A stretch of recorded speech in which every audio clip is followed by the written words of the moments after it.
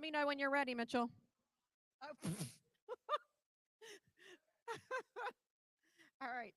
Take two. Welcome, ladies and gentlemen, and good morning. My name is Mrs. Angel Avery, and I'm the rhetoric teacher here at Mount Bethel. We have our panel of judges with us today. We have Mr. Trent Jones, who is our ethics and apologetics teacher and our Bible chair. We also have our judge number one, our judge number two, and our judge number three. Our next speaker will be speaking on reforming the FDA. Ladies and gentlemen, welcome Maddie Daniels to the stage. Wait, is this okay? Good, it's on. Have you ever taken a nature walk, enjoying the beautiful flowers and trees, to suddenly see a long green vine out of the corner of your eye, only to realize that this creeping vine has started to strangle your beautiful flowers and trees and invade your entire yard? Well, many of you may know this invasive plant species as kudzu, which is commonly found everywhere you look in Georgia. And what is the first thing you do when you see this invasive plant species? You run straight into your garage, grab the infamous Roundup, and start eradicating this invasive plant. Well, what if I told you that your favorite cereal shares something in common with this popular weed killer? They both contain the harmful pesticide glyphosate. You heard right. Not only can you exterminate invasive plant species, but you can also start off your morning with your favorite cereal and a little added pesticide. Now, if that doesn't sound good, I don't know what does. This popular cereal brand, which many of you may know for its heart-healthy benefits, is none other than Cheerios. An astonishing report by the EWG, the Environmental Working Group, and it was released in 2018. In the report, a cereal bar was set up for the general public to test and consume different types of cereal. There were two popular oat-based cereal options for them to choose from, each hidden underneath a bowl. Individuals were offered cereal containing either organic oats or another containing conventional with a little added weed killer. Now, individuals were informed that the Monsanto Agrochemical Company says that the amount of glyphosate contained in a bowl of Cheerios is perfectly safe for consumption. All the individuals were shocked when hearing one of their options contained a harmful chemical in it, and without hesitation sampled the other cereal, even when knowing that the other one was okay to be consumed. Many companies in the US, like Quaker and General Mills, have been treating their oats with the cancer-linked pesticide glyphosate in their cereals. Even worse, these cereals are advertised to young children who are still developing physically and cognitively. Every day, Americans go uninformed of the ingredients in their food, especially those that cause harm. For this reason, the FDA should review other agencies' food ingredients to review food ingredient standards to improve their processes, implement stricter regulations on harmful ingredients to reduce diet-related illnesses, and ensure consumers are fully informed about the additives in the foods they ingest every day. Now, to give some insight, the FDA, known as the Food and Drug Administration, is responsible for protecting the public health by ensuring the safety, efficacy, and security of our nation's food supply and other vital drugs and products. The FDA has many significant roles, including regulating food additives and GRAS ingredients, which are ingredients generally recognized as safe. Now, GRAS ingredients do not need pre-market review before becoming publicly available. For the FDA to identify an ingredient as a food additive, it is expected to become a component or otherwise affect the characteristics of the original food. Direct food additives are one type of additive. These substances are added to foods for specific purposes, such as to add taste or texture. An example is xylem gum, which is used in salad dressings, puddings, chocolate milk, and fillings and pastries. Now, before the FDA authorizes the additive, the manufacturer or sponsor must submit a food additive petition, which can either market the additive or suggest another use in addition to the original FDA intended use. The FDA will consult the USDA, the U.S. Department of Agriculture, to review petitions for use in meat and poultry.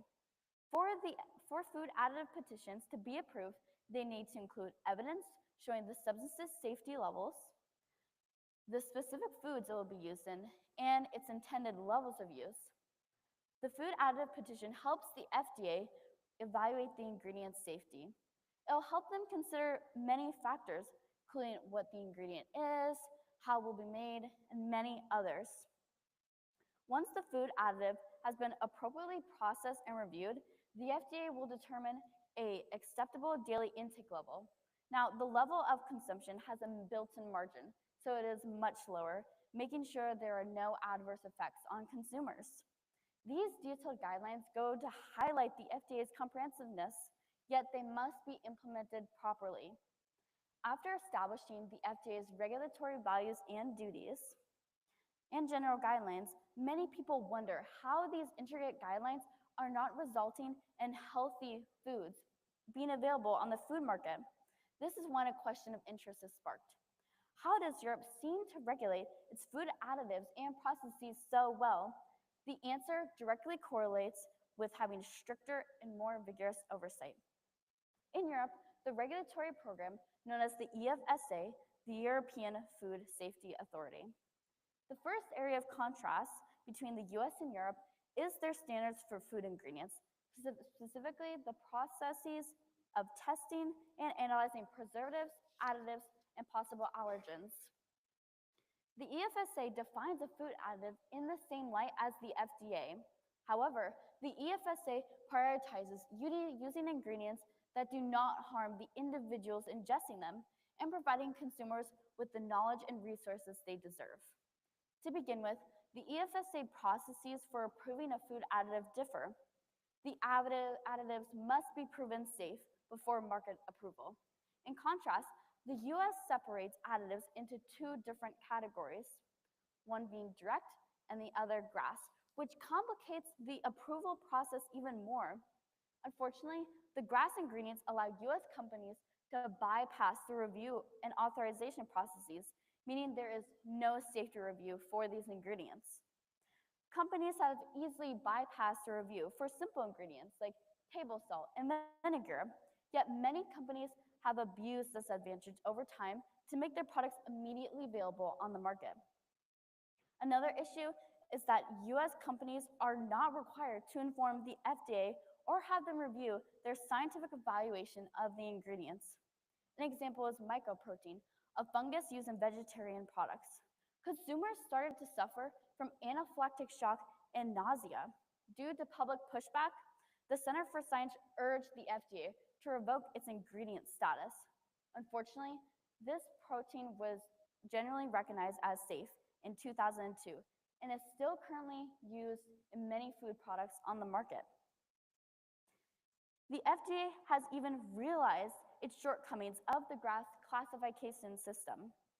The FDA's Deputy Commissioner for Foods, Micah Taylor, told the Washington Post in 2014, "We simply do not have the information to vouch for many of these chemicals and their safety."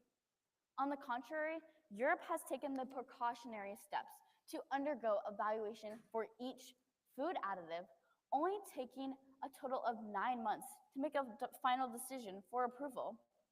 The second difference between the US and Europe is their execution of food labeling. In the EU, a 3 to 4-digit number, known as the E number, allows consumers to look up the additive and learn more about the usage. On the nutrition label, the EU sorts their ingredients into categories. For example, sugars, colors, preservatives, and flavors. They also include the amount of each ingredient in their foods, showing the percentage next to the ingredient. In the US, there is no easy way to look up additional ingredients in food or beverage products.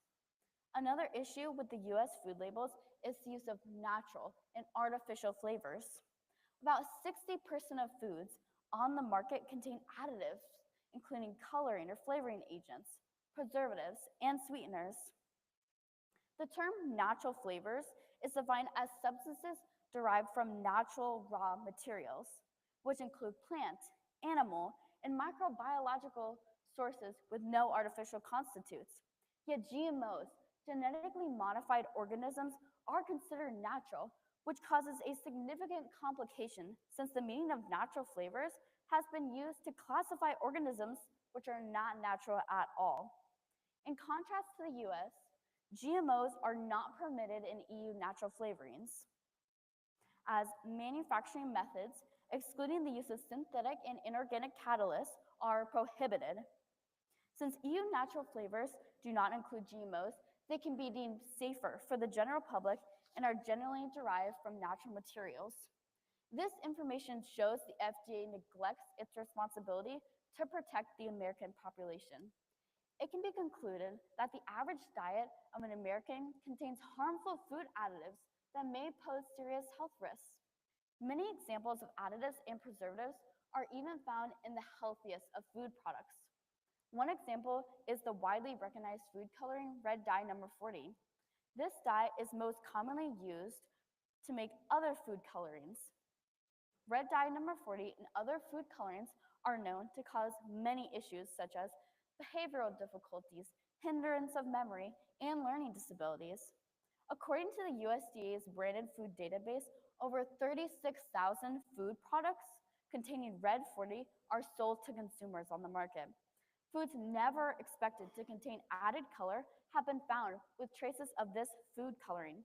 Examples include prepared foods such as salmon, meal starters such as salad, dry fruit mixes, and snack